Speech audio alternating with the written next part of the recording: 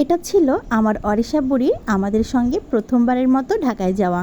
আমরা ট্রেনে করে ঢাকায় যাব, তাই তো অটোতে করে এই যে আমরা যশোর ট্রেন স্টেশনে পৌঁছালাম। এসে দেখি সবাই টিকিট কাউন্টারে টিকিট কাটতে ব্যস্ত, কিন্তু আমাদের সেই ব্যস্ততা নেই।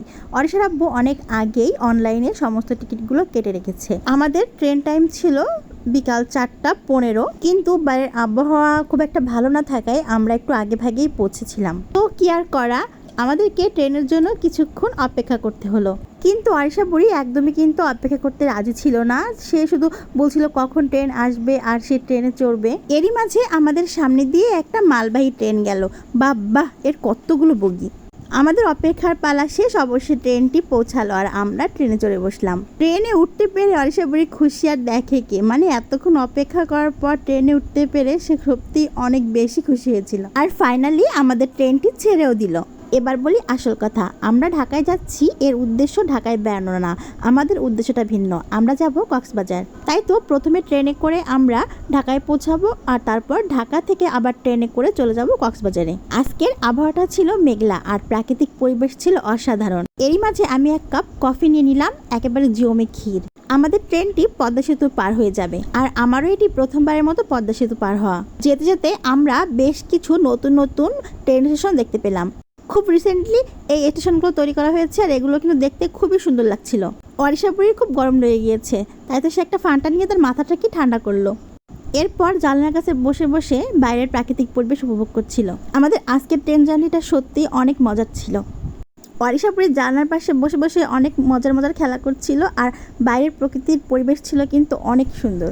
যেতে যেতে আমরা কিন্তু বেশ কিছু সেতু পার হলাম। এটা কোন নদী আমি জানি না, তবে উপর থেকে দেখতে অনেক সুন্দর লাগতেছিল।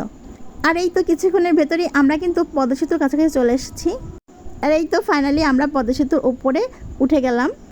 ওপর থেকে পদ্মা নদী দেখতে যে কি মারাত্মক সুন্দর লাগছিল তা আমি বলে বোঝাতে পারবো না। সমুদ্রের পানির মতো নীল পানি এখানকার। আর এই পদ্মা নদী কিন্তু অনেক বিশাল।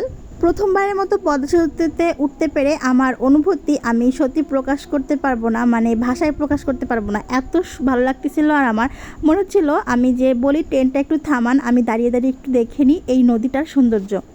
সত্যি সত্যি সত্যি অনেক সুন্দর, অনেক, একেবারে চোখ জুড়িয়ে যায়। আমি যদিও সমুদ্র দেখতে যাচ্ছি, কিন্তু এর সৌন্দর্য সমুদ্র থেকে কোনো অংশে কম না।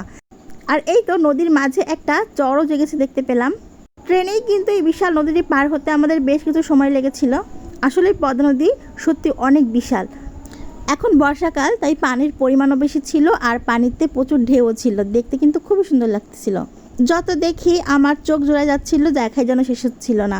তাই তো ক্যামেরাটা বন্ধ করে কিছুক্ষণ একেবারে দু চোখ ভরে আমি এই সৌন্দর্য দেখলাম। আর এরই ভিতর আমরা পৌঁছে গেলাম শহরে। হ্যাঁ, আমরা ঢাকায় ঢুকে পড়েছি। হয়তো আর কিছুক্ষণের ভেতর আমাদেরকে নামতে হবে। এতক্ষণ যে প্রাকৃতিক পরিবেশ চোখ জুড়িয়ে দেখছিলাম, এখন আর তা নেই। চোখের সামনে শুধু বড় বড় দালান কোঠা।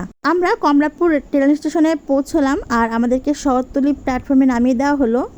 তো পদ্মা সেতু হয়ে আসার কারণে আমরা কিন্তু খুব সহজে এবং খুব অল্প সময়েই ঢাকায় এসে পৌঁছলাম। আর আমাদের কক্সবাজারের ট্রেন এখন থেকে আরও দেরি, মানে আমাদের ট্রেন টাইমটা ছিল রাত 11টা। আর আমরা ঠিক সন্ধ্যার আগেই ঢাকায় পৌঁছে গেছি। তো এখন আমাদেরকে আবার অনেকক্ষণ অপেক্ষা করতে হবে পরবর্তী ট্রেনের জন্য।